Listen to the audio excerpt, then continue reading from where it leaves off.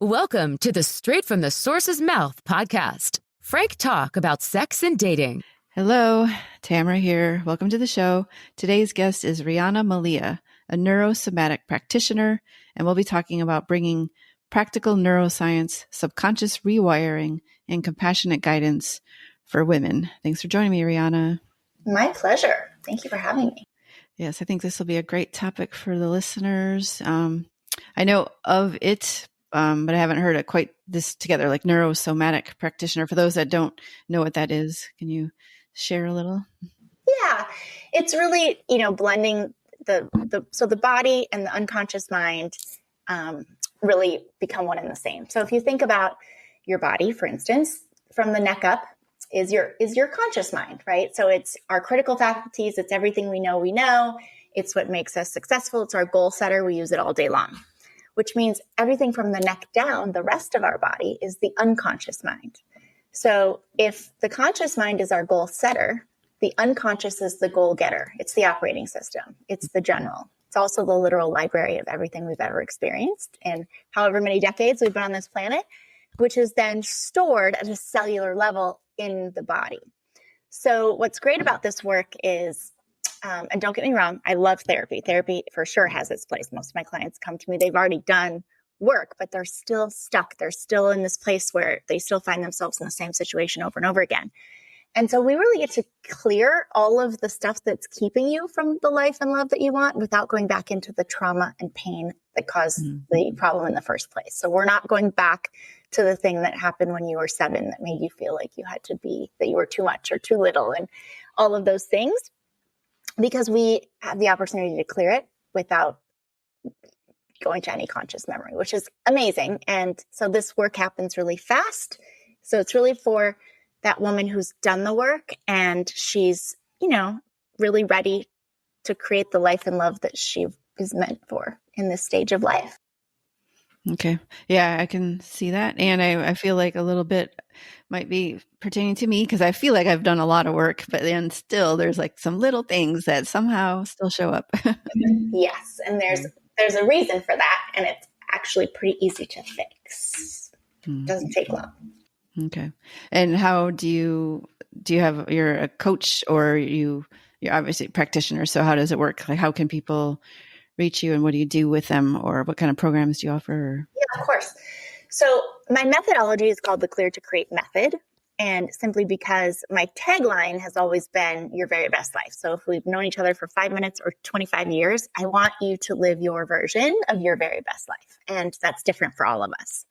But the truth is you can't go from being stuck in old stories and past pain and old trauma and, just all the things that we've experienced to just living your very best life. So first we have to clear, right? We have to clear the story to create the life. So many people say to me, I want a different story. I keep ending up in the same circumstance or the same relationship or the same situations, whether it's love or health or wealth or whatever. And if you want a new story, you have to stop telling the old one. Because the longer you're in it, there's a very big distinction between standing on your story and standing in it. And it's that kind of therapeutic loop that people get caught in where they've been, divorced for a year or years and, people still bring it up and then they just go right back into it. And it your body at a cellular level relives it, over and over again. Mm-hmm.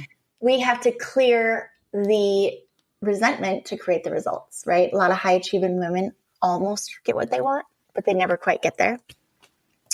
We have to clear the chaos to get the confidence, right? So many women have this experience of like, I don't know. I don't even trust myself. I don't even know really who I am in this moment, but also I thought I knew, I thought I had it, and look how that turned out. So old cycles, and we have to clear the patterns to create the partnerships, right? We want loving, aligned, beneficial partnerships professionally, personally. But when we bring in all the same old patterns and the same old neurology, what are you going to get? You're going to get more of the same. We're never going to get what you want. So we clear, then we create, and then we claim. And inside of that methodology is then my framework, which is the quantum pattern protocol, which is those 3 phases. There's 9 steps. And it's, so I have I have an intensive and a mastery program and then a VIP experience. And the intensive is 8 weeks. It's very fast. Yeah. And so this is not years down the road, right? This isn't, okay, we're going to talk about all this stuff and I'm going to talk about it again. I'm so sick of talking about it. No, this is, let's get in, let's figure out where you are. Let's get crystal clear on what you want, because I will also say that that's a huge problem, especially for those of us kind of in midlife. Maybe we're transitioning either from getting divorced or becoming an empty nester. And you've been all these things, mom, wife, business owner, whatever. And now it's like, who am I? Who am I? And what do I want? And it's kind of like going into a restaurant and ordering a protein, a side, a salad, and a beverage. And they bring you a pork chop, a Diet Coke, some Brussels sprouts, and a Caesar salad. It's exactly what you ordered. But what you wanted was a glass of wine, a nice filet, some roasted asparagus, and an arugula salad with beets and goat cheese, right? So the difference is you got exactly what you ordered. You got what you asked for, but it's not what you wanted. So that's part of this process, is getting crystal clear and on, your values and your non-negotiables and your desires for all areas of life, so that you get to then make clean decisions that are yes or no, rather than, when we don't make values-driven decisions, we end up in what I call the devil of the maybe, which is the drama, the noise, and the decision fatigue, which keeps us from impact and accomplishment and connection. Because then we're just like, I don't know, I'm just not going to do anything. Yeah. Yeah, I was going to say, is that usually the hardest part for women, is to figure out what it is they want? Or is that like... It's the thing when we start this work, and I'll say, clear. I'm clear on all the things that you don't want again, right? Which is normally where our focus is. It's why the unconscious mind keeps delivering that in the universe, because you don't realize you're focused on all the things you don't want instead of what you are. And the unconscious mind can't hear the qualifying don't. So it's why people end up in the same relationship over and over and over. What was the question? I'm so sorry. I was just saying, is it hard? Is that the hardest part, to actually know what you want? So that is typically what brings tears on a lot of our initial conversations. And then the beginning of that work is because it's so emotional to tap into that and say, I have no idea what that looks like. So if I asked you, on the other side of this, what are you doing or not doing differently than you're doing or not doing right now? What lights you up? What makes you feel alive and gives you purpose and joy and peace? And that's a lot of times where the tears come, because they're like, I don't know. I don't know what that looks like. Yeah. And it's because, like you said, the old patterns, or is it even like they haven't even dared to like imagine, or it's just out of their imagination? Yeah, I think for a lot of people, they just have spent their lives taking care of everybody else and putting everybody else first. And there was never even really a consideration to think about or dream about or, what they wanted. So super common. Yeah. Yeah. I've been divorced a long time. So I don't have kids, so I can see where, especially kids or people who had kids and married and all that stuff. But yeah.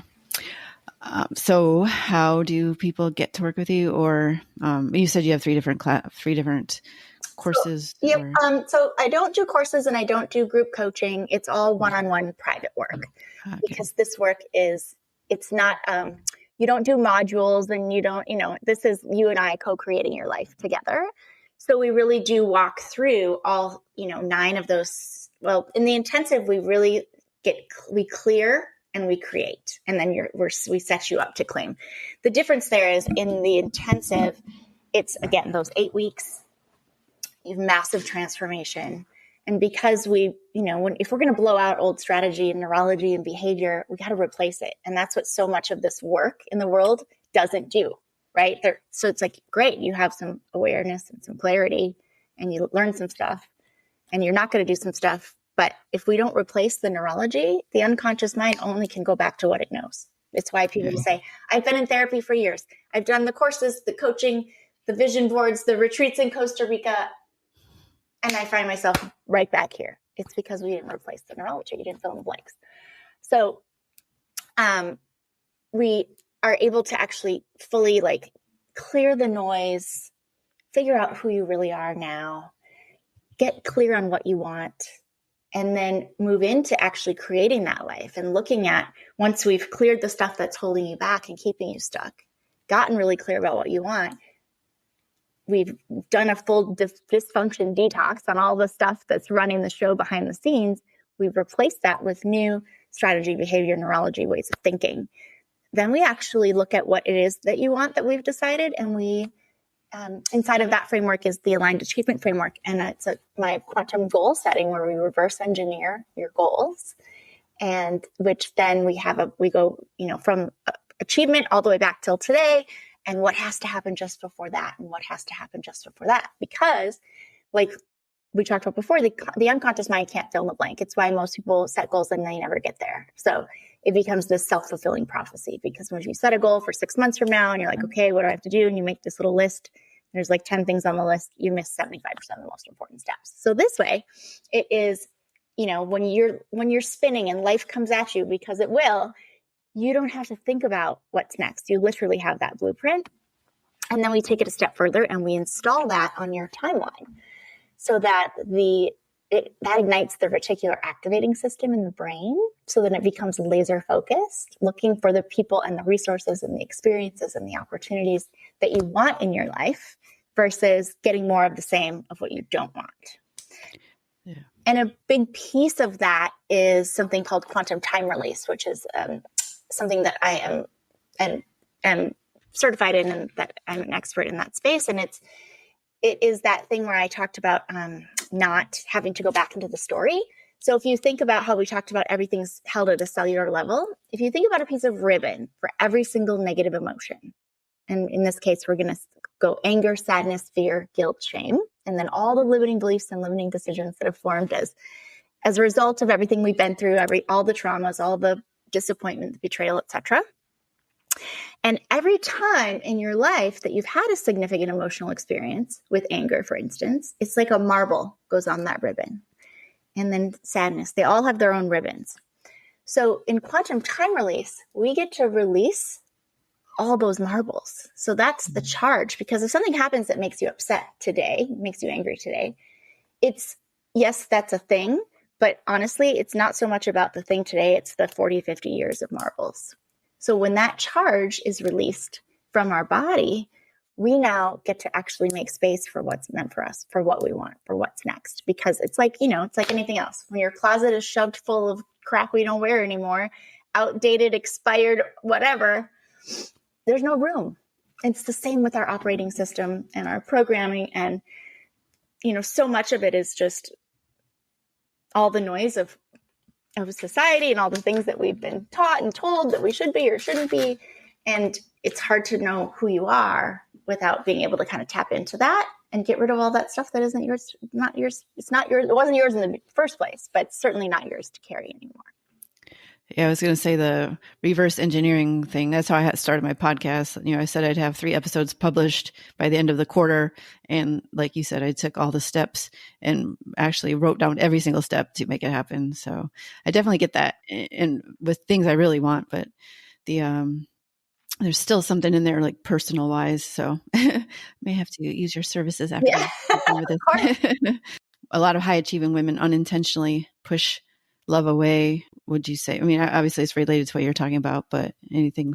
Well, if you think about, ambitious women, high achieving women, like they're in that, they know how to, they built the career, right? They probably have great friendships. But looking for love and experiencing love is not the same as looking for your next executive position. And a lot of times, high achieving women in those spaces, they feel like it's too late for them. They've missed the boat. They also, again, they keep attracting the same person in a different body. And at some point they're just like, forget it. It's never going to happen for me. But that process of being able to really, from an unconscious and subconscious level, tap into the things that are keeping the connection blocked, keeping the love blocked. And a lot of that we take care of right in the beginning, because again, I call it the fear to focus flip. Is because if you think about in relationship, for instance, I'm not sure what your experience was, but after my divorce, it was just like, oh my God, I don't ever want to be in a situation again where I'm not loved and cherished and appreciated. I don't want to be in a situation where I'm constantly on edge because I don't feel safe because I don't trust, because I think that there's shady stuff going on. I don't want to be in this financial position. I don't want to be alone. I don't want. And it's all you can continue to call in. And so most humans don't realize that. So we do something very, very early on that in the course of 72 hours, we get to completely rewire your thoughts. And it's amazing how quickly things start to shift in your physical world.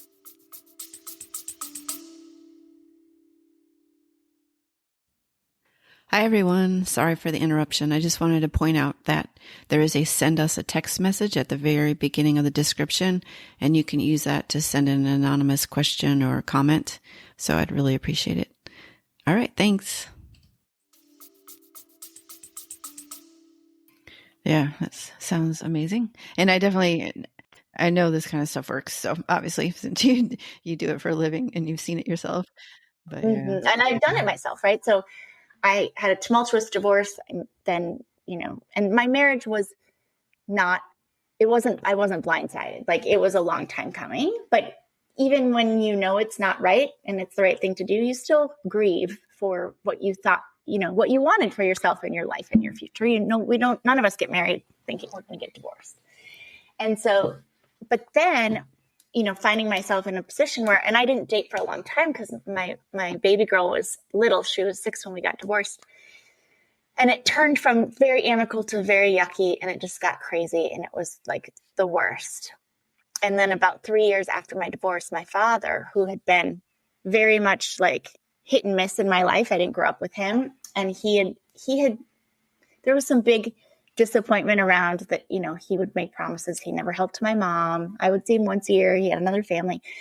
But when I went off to college, he said, I'm going to pay for your room and board for freshman year because I haven't really helped. I'm like, great. So I got to college, 2 months in, they call and they're like, yeah, you're maxed on loans and, the bill wasn't paid. So you're going to have to leave campus. So here I was, 18 years old. And I was like, okay, do I just leave and forget it? Or do I tap into that part of me that's really resourceful? So I left the dorm. I got 3 jobs. I rented a 5-bedroom house. I filled the other 4 bedrooms and I stayed. But it was just one more thing that was like that story around my worth and my value and my being important. And then when I got married, which was very young, after college, 22, I think, 23, I had that same experience. So there's all this evidence that, I am inherently broken or too much or not enough or whatever it is. After my divorce, my dad was a bit more involved. He would come visit. We would, we had some fun. I kind of had given up all expectations. And then he came to me one day and said, you should really come and move to California and come take over this family business. And now, mind you, that winter in Minnesota had been like days on end of like 40 below zero, and I had horses. And so the metal on the pump snapped off. So for the entire rest of the winter, I had to run a hose through the window and put it up to the laundry. And it was the whole thing. A lot of tears, let me tell you. I'm an island girl, not a winter girl. So the thought of like having a break and getting to breathe, because, single mama, working hard and exhausted. And so every part of me, it wasn't even like a red flag. It was like a billboard in Times Square screaming, "Are you crazy? Don't do this." My best friends were like in tears, like, you can't trust him. Like, you're going to be so far away. I said to him though, I'm like, my mom had a surgery. They'd been divorced since I was 2, and they were friendly, but she had a surgery and they nicked a nerve and she couldn't do her job. And so I said, I can't leave her. And he's like, great, bring your mom, bring the horses. I'll build a barn, bring the cats, bring Maddie, and come. It's going to be amazing. So I did. I moved my mom, my daughter, 2 horses and 3 cats across the country. Didn't really know anybody else in California. And I got there and very, very quickly found myself surrounded by federal agents, guns drawn, put in handcuffs. And I was in that moment, all of the emotions. But again, I had made a promise to Maddie because I moved around a lot as a child and there just wasn't that sense of safety in that same way. And I told her I was only going to uproot her life once. And we'd been in California now for 6 months. She's in school, she's making friends. So I had a decision to make. I could either go take us back to Minnesota, which I totally could have in a heartbeat, or I could keep my promise and break that generational nonsense of the not keeping promises and not being in integrity and not making a safe place. So several $100,000 in credit card debt later, I figured it out. I actually started selling real estate and coaching realtors. And then, but after that moment, that was really my catalyst for diving into the deep work that I do now, because it was like this huge betrayal. And how could you do that? Not only put me in danger, but my baby and my mom in this crazy nonsense. So now now I'm here. I don't know anybody. I don't have an income. So I went to therapy. I was writing the letters and I didn't send them, but I was like, just in it. And I was either so sad or so angry that I couldn't be present and I couldn't move forward. And there wasn't a lot of joy because I was just in it. And it was in that time where someone introduced me to some work in the quantum space. And in a matter of weeks, there was parts of me that I didn't recognize in all the best way. And being able to fully forgive my father, but he doesn't get a seat at the table. He doesn't have access to me. I haven't spoken to him in years, but I've forgiven him because alchemical forgiveness is not about letting anyone off the hook, making it okay. It's just, you don't get to have the control and the power over my thoughts and my feelings and my emotions. And I'm taking that back because I'm fully responsible for my life. And I have a lot of clients that the word forgiveness is kind of a trigger word. And they're like, no, I'm not going to forgive them. They destroyed my life. They hurt me so desperately. But again, it's that old saying, like, you're drinking the poison and wanting them to die. Yeah. And it's destroying you. And until you can stop being in that story, you're never going to be able to move forward and call in what's meant for you, whatever that is, right? Career, love, friendships, health, whatever it is. So it's really powerful work. And it's such an honor to be able to, I get giddy because I know it's coming and I know how it's going to happen. In fact, I had a client in New York and if you can imagine like a stereotype of an Italian New York woman, like this is her. Love her. I love her. She's one of my favorite clients. And she was going through a divorce, had been dragging on for like a couple of years, had been in the process. She'd had a whole year-long relationship with this guy that she thought was going to be her forever. She was totally hung up on that. And she was angry. And she was also like, I'm never going to find anyone. And she was mad at the ex-husband all the time. And it was just all this turmoil. And about 4 weeks into us doing this work, she had a Friday standing date with her girlfriends for happy hour. And they said to her something along the lines of like, we need to ask you a question. She's like, yeah, what's up? And they're like, are you doing drugs? She's like, what? And they're like, well, you're nicer and you're calmer. And you usually come to happy hour bitching about, Michael or complaining about John or like blah, blah, blah. And they're like, you're talking about like things you're excited about. And it's just, we just want to make sure you're good. And so that was really fun for her because when you're in it and it's happening so fast, you don't necessarily see it, right? It's like when, you see somebody, a friend of yours has a child and you haven't seen them forever. You're like, oh my God, they're so big. And the parents are like, oh yeah, I don't know. I didn't really notice because I see them every day. Yeah. It's all the same thing. And then, so we reworked, we created her menu, right? Of her non-negotiables and her values and her desires so that when somebody else came into her life, rather than doing what she always does, was ignore all the red flags, being worried that maybe this was her last chance and no one else was going to love her. And so just, everything that was important to her, she would just put it aside. Oh, it'll change. He'll change. But this way now she's like literally in minutes, I can run that person through that little asset, that list. And I can know if they even get an opportunity to be in my world. And she does, you can do this with friends, family, whatever. And then when we got closer to the end of our work, she reverse engineered a dream job, which didn't exist. And she wanted to work in mental health with youth, but where she lives in New York. And there wasn't a practice within like 40 miles or something, and her daughter was still in high school.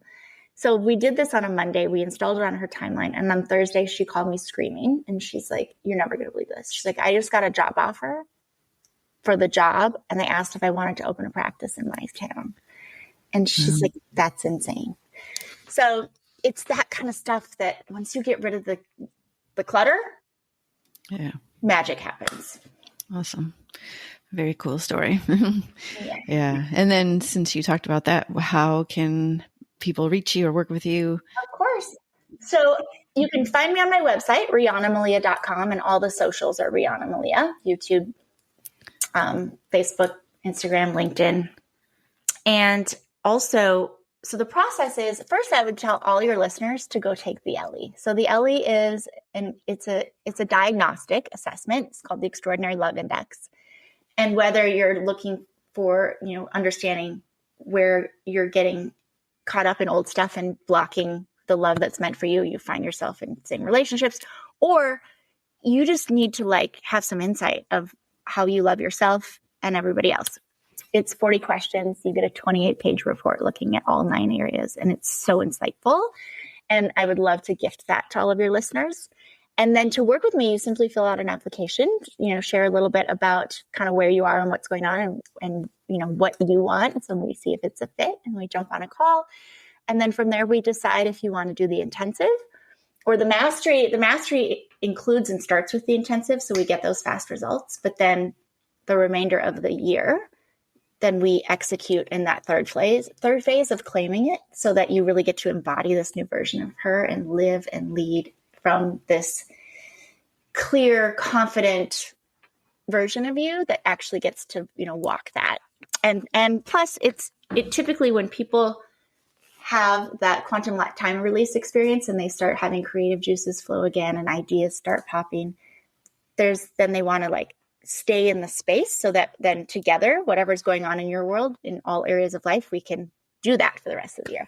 And then the VIP experience is for the woman that's like, I want to do something super magical and transformational for me.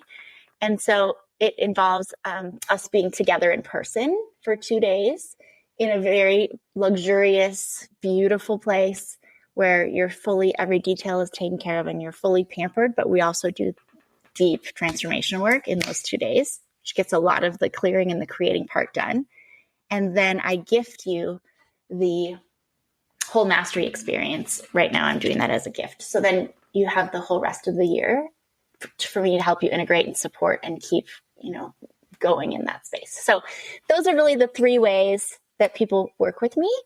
And just simple, pop over to the website, rianamalia.com, take the ELLI, fill out an application, grab a time on my calendar, and we'll have a conversation. All right. Thank you for that. And do you have any final thoughts, or do you want to leave it at that, where they can come work with you if they want to?